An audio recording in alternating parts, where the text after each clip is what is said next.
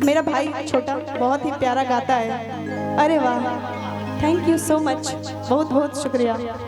छोटे बच्चे के हाथ से पैसा लेना मुझे अच्छा नहीं लगता, लेकिन ये शायद आपका आशीर्वाद है, डर से आप हमको देने आए हैं, नहीं तो मैं आपको डांस करने बोलने लगूंगी। एक लाइन विशु गाएगा मेरे साथ, माइक लो। कि झूमत झमत मोरी माई आईली, झूमत झमत मोरी माई आईली। लेकिन तुमको डबल में गाना है। ओके। हो खेला कर जय जयकार शीतला मैया की, पूजना जग संसार शीतला मैया की। जय हो झूमत झमत मोरी माई आईली, आगम कुआं में आके माई बस गई। झूमत झमत मोरी माई आईली, आगम कुआं में आके माई बस गई। हो खेला कर जय जयकार